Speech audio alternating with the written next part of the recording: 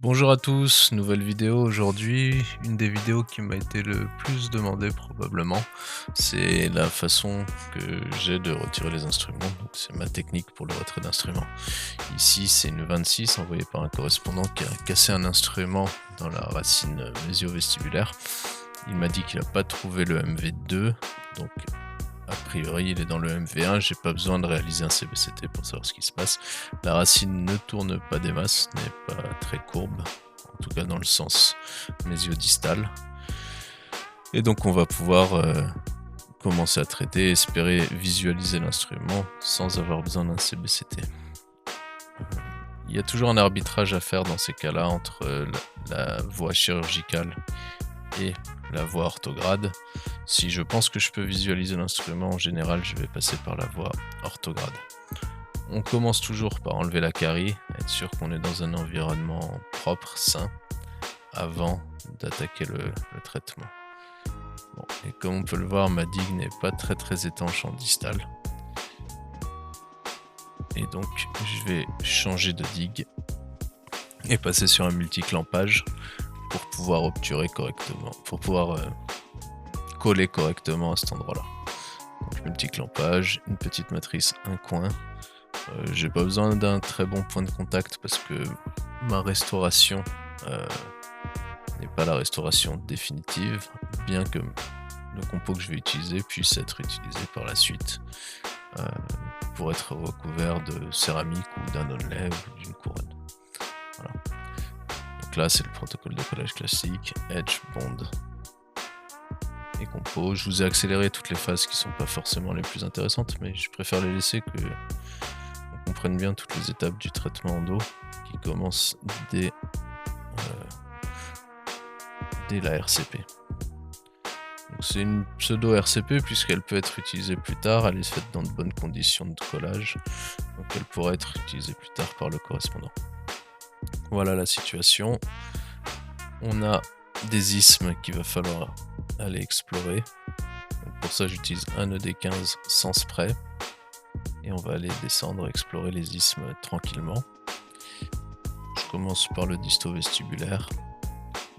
Il peut y avoir un canal à cet endroit-là, mais en général quand il y en a un, il rejoint très vite le DV1. Bon là en l'occurrence c'est juste un isthme en fractuosité qu'on va élargir un petit peu pour être sûr de pouvoir bien la nettoyer.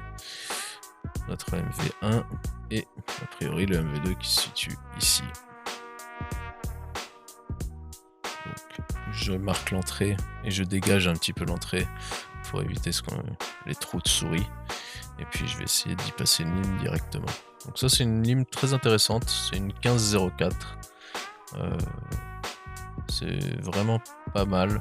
Alors ça marchera pas pour les cas où les canaux sont très calcifiés, très fins, etc. Mais pour un MV2 classique, on va le voir, ça avance plutôt pas mal, c'est plutôt sympa. En général, vous m'avez vu utiliser ici des 20-07, mais je voulais tester celle-ci, et c'est vraiment sympa à utiliser pour le coup. C'est une 15-04 et on va chercher directement à aller à l'apex avec s'il n'y a pas trop de résistance. Je la règle toujours à 500 tours par minute et je la mets en ATR sur le Motopex. Donc ATR, ça veut dire que dès qu'elle dépasse le torque que je fixe, elle passe en réciprocité. C'est ce que vous voyez là.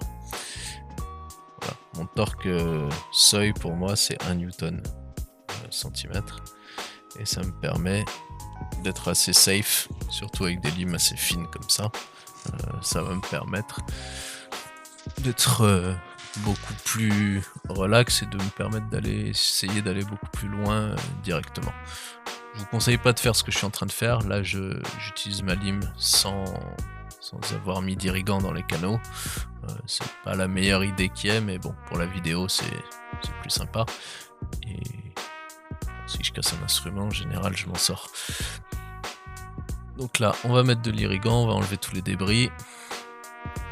Le but premier, ça va être de voir notre instrument cassé. D'accord ? Si le MV2 et le MV1 se rejoignent, c'est plus facile, puisqu'on va libérer de l'espace en préparant le MV2. On va libérer de l'espace autour de l'instrument et peut-être avec un peu de chance le dévisser. Bon, là, j'en suis pas certain à ce stade-là. on va voir que ça va être plus ou moins le cas. Donc on enlève tous les débris, on passe le eddy pour bien tout dégager. Et je règle ma luminosité sur le microscope parce que là ça allait pas. C'est un nouveau setup. Normalement la vidéo est bien meilleure. Je la trouve bien meilleure. Vous allez pouvoir voir quasiment ce que je vois moi au microscope. Et je vous l'ai mis à ces 100 images par seconde. Donc normalement c'est assez fluide. Voilà. L'Iriflex que j'utilise ici, il est très utile pour pas mal de choses. Un, il suit les courbures et il me permet d'aller à l'apex, mais deux, il me permet assez facilement d'aller sécher les canaux jusqu'à à peu près 1 mm de là où j'ai travaillé. Et donc pour la visualisation de l'instrument cassé, etc., c'est très utile. J'utilise ma 1504 et je cherche à aller à l'apex directement. Mais ça veut pas y aller, donc on va pas forcer, surtout pas, parce qu'on sait qu'il y a un instrument. Si jamais nos deux canaux se rejoignent, et bah je vais tomber sur l'instrument. Si je force un peu trop, ma lime va casser contre l'instrument puisque le torque sera augmenté considérablement à la pointe de l'instrument. Bon, a priori ça n'a pas l'air de poser de soucis pour le moment, mais j'arrive pas à l'apex.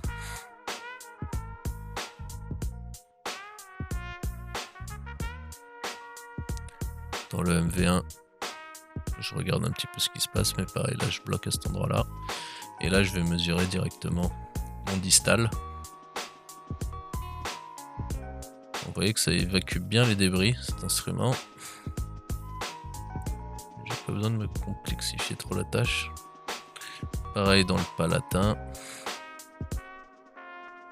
On va aller à l'apex, ça nous donne une petite idée de la longueur de la longueur de travail. Je retente un coup, mais a priori vraiment j'arrive pas à l'apex. Alors toujours si vous faites ça, d'ailleurs je vous déconseille de faire ce que je suis en train de faire quand il y a un instrument cassé, mais bon, si vous avez envie de le tenter à l'instrument rotatif, c'est en gros on tente un bypass si jamais l'instrument est cassé. Vous pouvez le tenter à l'instrument rotatif, mais il faut être très prudent et ne vraiment pas mettre beaucoup de pression apicale. Voilà, donc là on voit pas mal quand même la courbure. J'augmente la luminosité pour que vous puissiez voir dans le canal mieux. Du coup le reste de la dent paraît trop lumineux, mais c'est pas grave, au moins on voit bien dans nos canaux. Et on va se rincer tout ça.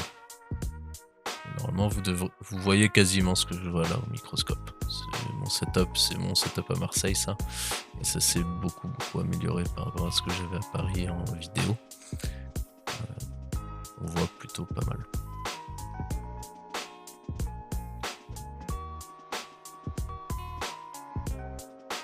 Voilà.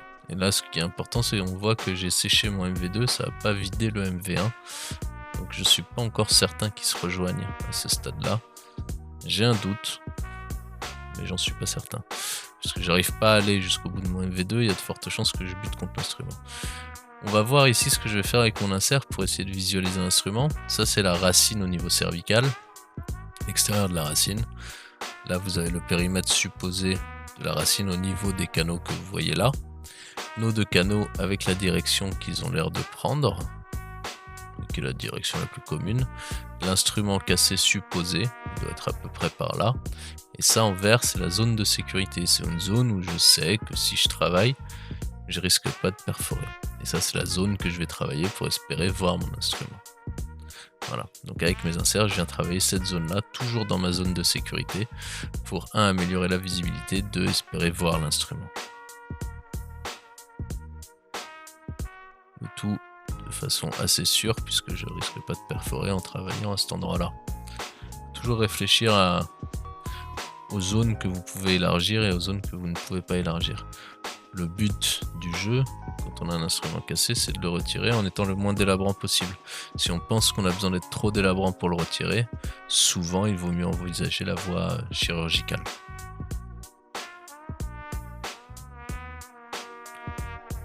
Voilà, on dégage un petit peu, on rince pour espérer voir quelque chose parce qu'il y a les débris qui se sont accumulés dans la courbure.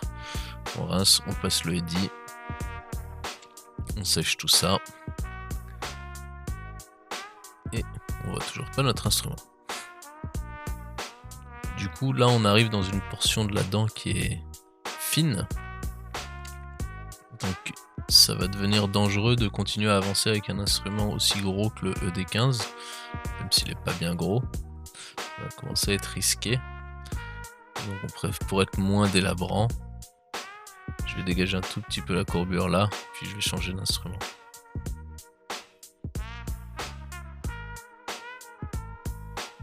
Je vous ai laissé ces passages-là à vitesse réelle, que vous compreniez bien ce que ça demande comme temps. Faut pas être pressé avec les inserts, parce que si vous augmentez trop la puissance de votre insert, vous allez le casser. Les inserts fins, ils sont pas faits pour travailler à une forte puissance. Là, je me mets à mi-puissance, 50% à peu près.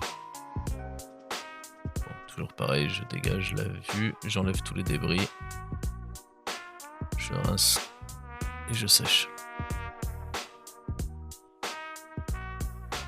Voilà, toujours avec les réflexes pour sécher, ça m'économise beaucoup de pointes de papier.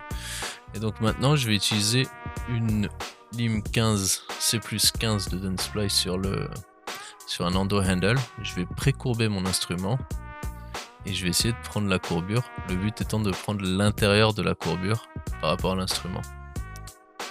Donc d'avoir une lime qu'on peut pré-courber, c'est très utile. Et je vais essayer de casser encore cette courbure, toujours dans ma zone de sécurité, pour voir l'instrument. Donc là, je vois que ma lime s'engage, elle est pré-courbée, donc on voit plus la pointe, et je vais travailler en retrait. C'est-à-dire que je ne vais pas mettre de pression apicale, je vais travailler en tirant.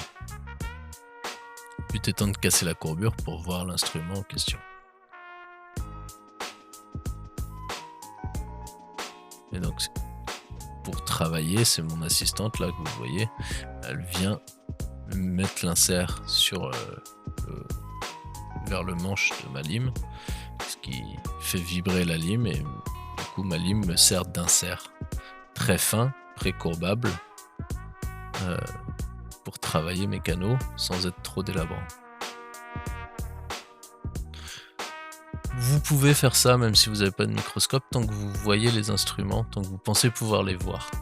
Donc avec des loupes, vous pouvez, si la tête de l'instrument est jusqu'à 5-6 mm sous l'entrée canalaire, ensuite vous aurez du mal à avoir une bonne visibilité. Au microscope, on peut espérer voir jusqu'à l'apex si la racine est droite, et si elle ne l'est pas, jusqu'à la courbure. On peut casser un petit peu comme je suis en train de le faire ici. Donc il n'y a pas nécessairement besoin d'envoyer à l'endo tant que vous arrivez à voir l'instrument. Donc là on a bien cassé la courbure, j'ai trop de débris comme d'habitude. Je vous ai accéléré les passages où je rince et je sèche, le but étant d'avoir une bonne visibilité. Et hop, là on voit l'instrument, on voit la lime cassée. Donc là vous voyez la tête, sans aucun problème. Je vais zoomer un peu plus, j'ai nettoyé mon miroir au passage. Donc là vous voyez l'instrument. Et je vais zoomer. Et là, on le voit beaucoup mieux. Donc voilà, on voit la tête de la lime. Là on a fait une grosse partie du travail, sans être trop délabrant pour arriver à cette portion là. Donc ça, c'est la lime avec le canal. Voilà. Et nous, le but du jeu, ça va être d'écrire une demi-lune autour de l'instrument dans l'intérieur de la courbure pour le dégager, pour ne plus qu'il soit vissé.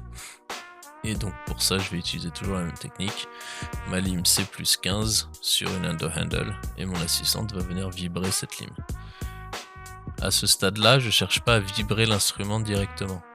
Il faut d'abord que je dégage la tête au moins sur un tiers de la longueur en demi-lune. Il faut vraiment que ce soit dévissé, ça soit plus vissé dans la dentine, sur un tiers de la longueur de l'instrument. On a vu à la radio que l'instrument était assez long, plus de 3 mm. Il y a assez peu de chances que j'arrive à le sortir d'un coup. En général, quand ils sont longs comme ça, il va falloir les casser en deux. C'est à éviter. Il vaut mieux le faire une fois que l'instrument est mobilisé et bouge. Donc on veut vraiment là pour le moment travailler la dentine. On travaille pas l'instrument, on cherche pas à vibrer l'instrument, on cherche à élargir le canal à ce niveau-là, dans l'intérieur de la courbure, pour libérer l'instrument. Voilà. Là c'est ce que je fais, avec l'assistante qui vient vibrer régulièrement pour dégager la dentine autour de l'instrument. Alors j'ai essayé avec plein d'autres limes, cette technique. Le plus efficace et de loin, pour moi, c'est les limes C+, de Dentsply. Voilà. Vous pouvez essayer avec autre chose, mais ça a tendance à casser plus, à vibrer trop, etc. J'ai eu pas mal de soucis avec d'autres limes, et de loin, je préfère celle-ci. On vient enlever les débris, parce qu'il y en a trop, on veut pas qu'ils s'accumulent à côté de notre instrument. Et donc là, cette fois, pour aller les enlever complètement autour de l'instrument, c'est pareil, je retourne au même endroit avec ma lime C+, et c'est elle qui va me servir d'activateur. Donc ça va me dégager tous les débris qui sont autour de mon instrument, parce qu'ils peuvent s'accumuler et ça peut vous embêter après par la suite. Toujours pareil, je cherche pas à vibrer l'instrument, c'est très passif à ce stade-là. Je me cale au bon endroit et après je travaille passivement en retrait. Et je cherche pas à être actif avec la pointe de mon instrument. J'en suis pas au stade où j'essaie de l'enlever encore.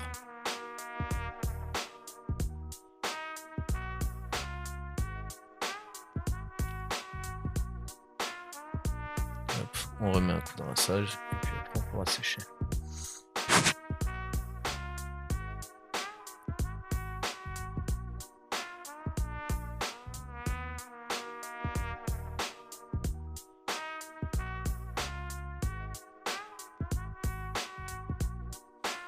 Là, vous allez voir que quand je vais sécher, je vais commencer par le MV2 et ça va vérifier mes suppositions. Donc là, le distal et hop, je me suis mis dans le MV2, je vous l'ai remis au ralenti et ça me vide mon MV1. Donc, a priori, ils se rejoignent. Ça peut le faire aussi si vous avez des grosses anastomoses entre les deux, mais vu que ça le faisait pas au départ, a priori, c'est plus apical que ça. Donc là, on voit vraiment bien la lime. Et on voit la direction qu'elle prend. Voilà, il faut que ça sera net. Et donc je sais où va mon canal. Voilà.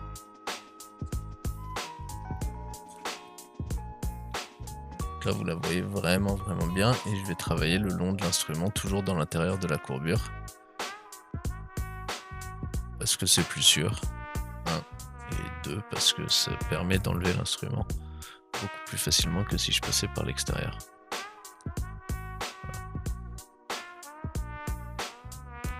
J'avance, faut au moins un tiers de la longueur.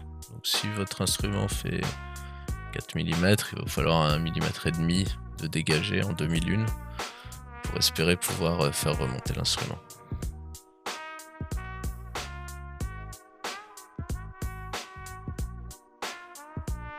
Voilà, ça c'est le risque. Donc ça casse au niveau de l'endroit où elle applique l'insert. Bon, c'est pas grave, c'est pas vissé, c'est en général très long. Juste à l'orienter, à le ramasser à la presselle, il n'y a pas de problème. C'est pas du tout risqué. Nouvelle lime 15, et cette fois, j'avais fait ce que je voulais, donc je mets une pression apicale, et on voit l'instrument qui remonte. Alors là, en l'occurrence, c'est vraiment ce qu'on cherche à éviter. Il me paraît court. Il me paraît assez court, et quand je regarde la pointe, elle me paraît assez plate. On veut une pointe pour être sûr d'avoir la pointe de l'instrument. Et là, quand vous regardez à gauche, c'est plat. Donc a priori, il a cassé plus bas. Je vérifie avec ma lime 15, mais effectivement, je peux pas aller jusqu'à l'apex. Je vais essayer de dégager l'instrument au cas où, parce que ça plante un peu quand même. Je vais essayer de dégager la tête de ce qui reste. Pas l'heure de remonter. Voilà la radio.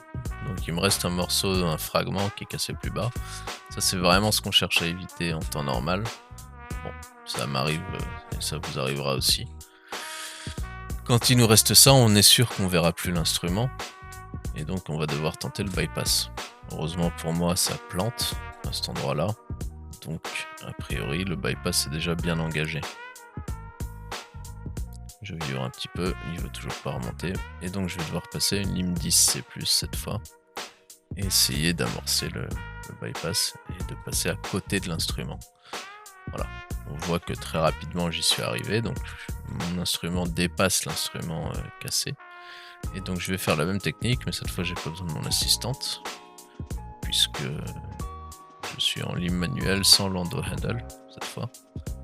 L'endo handle il va vous servir pour la partie où vous voyez le canal, ça dégage, vous voyez l'instrument, etc. Ça dégage la tête de l'instrument et ça vous permet de regarder pendant que vous êtes en train de travailler. On voit que ma lime va à l'apex cette fois, je vais beaucoup plus loin. Et donc maintenant que je suis sûr d'avoir bypassé, je vais essayer d'agiter le plus possible pour que la pointe de ma lime vienne taper l'instrument, pour le faire remonter. Alors vous pouvez utiliser des inserts de Soniflex pour ça, il y aura plus d'amplitude à la pointe de votre lime et ça aura plus tendance à faire remonter. Ensuite on remet un coup d'irrigant et hop, là j'ai vu un truc passer.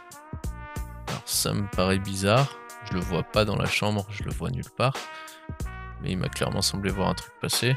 En l'occurrence, à la vidéo, on le voit bien, c'était pas que un rêve.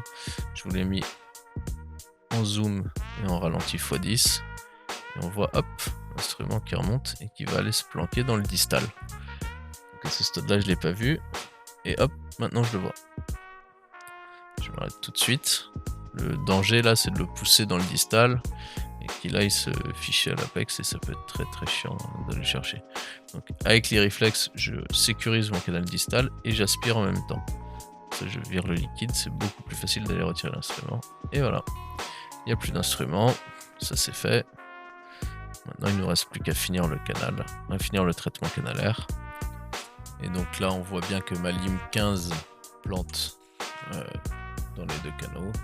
A priori ils se rejoignent bien, il n'y a vraiment pas de doute. Ils se rejoignent complètement. Hop, ça plante vraiment fort. Donc là, je vais la mettre en rotation. Et voilà, on est arrivé à l'apex. Elle repart en machine arrière. Dans les deux canaux. Ensuite, on va passer la 2504. Je vous ai accéléré un petit peu tout le reste du traitement parce que c'est beaucoup plus classique. On passe la 2504 dans tous les canaux. Voilà, j'arrive à l'apex. Et là, pour le canal palatin, je passe une 40-02 pour travailler suffisamment l'apex. Et on va voir qu'elle travaille sur 2-3 mm, c'est ce qu'on veut. Donc mon apex palatin était plus large. Je vais finir avec une lime de finition apicale qu'on a vu ici, la 40-02. Hypo, EDTA. Maintenant on a fini la préparation mécanique de nos dents. Et donc on n'a plus que la désinfection à réaliser correctement. EDTA est dit. Et là on voit bien que ça se rejoint très bien. Facilement visualisable.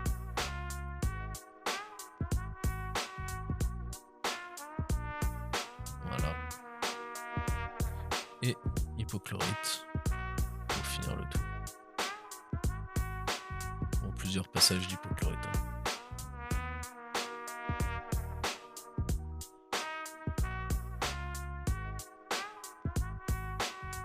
Et dit, on active et on repasse de l'hypochlorite.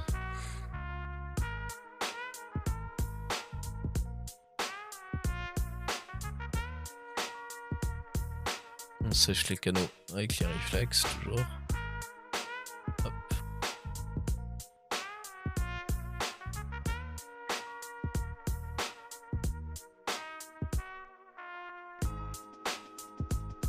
Et maintenant on va pouvoir passer à l'obturation. L'obturation, j'utilise du Bioroot que j'injecte au lentulo. Et ensuite les cônes de la taille appropriée.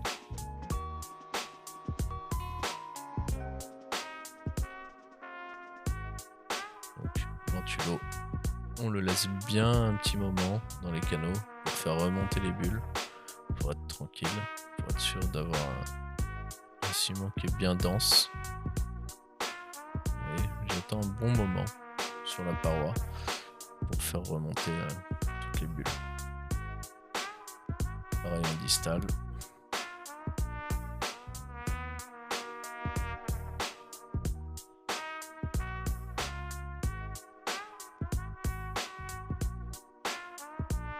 Un bon petit moment. Je vous ai laissé tout ça à vitesse réelle pour qu'on se rende compte un petit peu de la technique d'obturation. C'est pas ce qui est le plus important dans le traitement, mais quand même.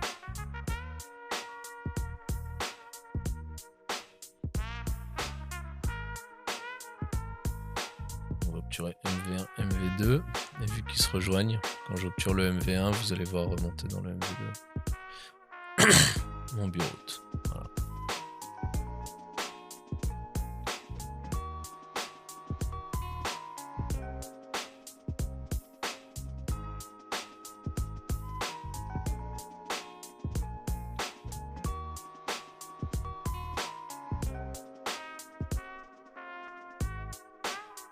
Une fois on est satisfait,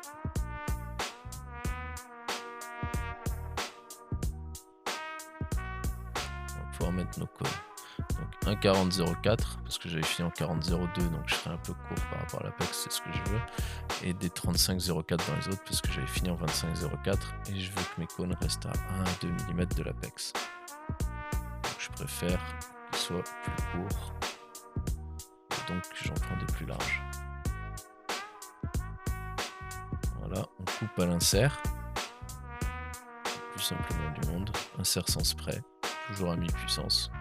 Ça suffit pour faire fondre la gutta et donc couper notre cône.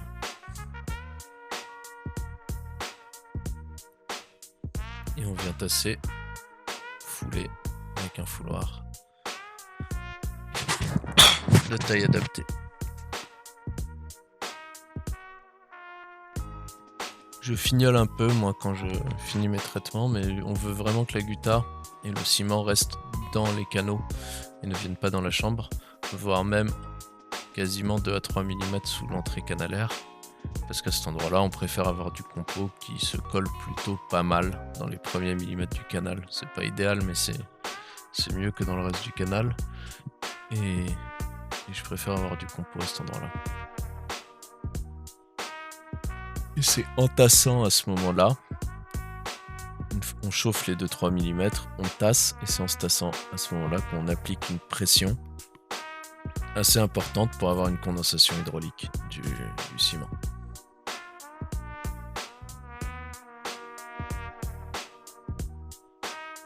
Et on vient fignoler nos entrées canalaires après avoir rincé. On chauffe vraiment en superficie, mais ça suffit pour pouvoir tasser correctement. En fait, ce qui se passe, c'est que quand on a chauffé comme ça, on tasse avec le fouloir, ça va créer un bouchon de gutta à l'entrée, on voit quasiment plus de ciment.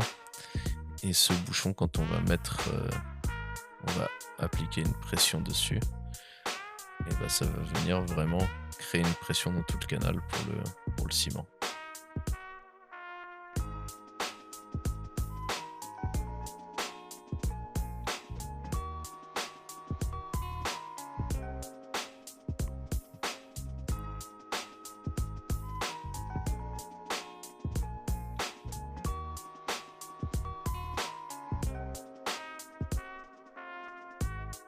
Et là, justement, j'ai un peu trop de gutta, donc je vais venir en enlever un peu plus.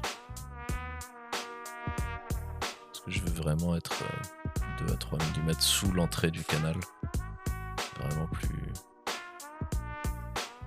étanche, à mon avis.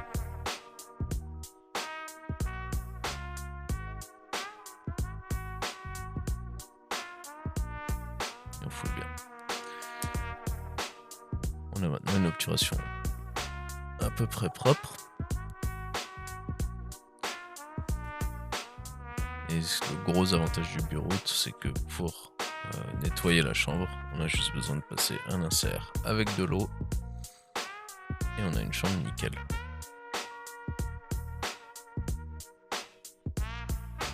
Puisque c'est un matériau hydrophile. Voilà, chambre nickel. Pas de soucis. on sèche. Je vais juste fignoler un petit peu le distal de mémoire, voilà.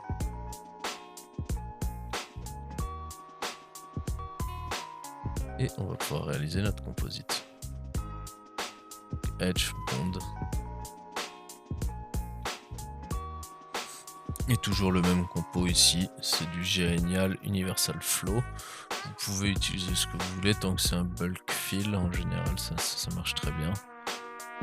Celui-là je l'aime beaucoup parce qu'il est... J'aime bien sa consistance.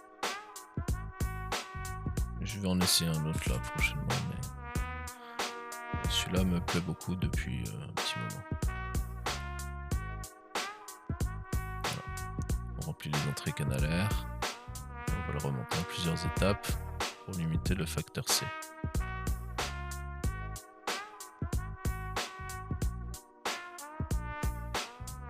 Voilà, rien de sorcier, très simple. Et là, le correspondant n'a plus qu'à mettre un onlay ou un overlay ici, ou une couronne en vertiprep. Voilà, bon, je fignole pas plus que ça le composite puisqu'il n'a pas vocation à avoir cette forme-là définitivement. Voilà, traitement terminé, étanche. Et a priori, on n'aura plus aucun problème d'étanchéité. Voilà la radio finale. Bon, on a toujours la projection du sinus qui vient nous embêter. Je vous l'ai pris sous un autre angle. On voit que le compo est joli et qu'on a bien tout ce qu'on voulait. Voilà, le traitement. Comment surtout retirer les instruments fracturés. Je vous ferai une autre vidéo où ça a mieux marché et j'ai pas cassé l'instrument. Mais pour ceux que ça intéresse, voilà le protocole. Merci d'avoir regardé et à bientôt.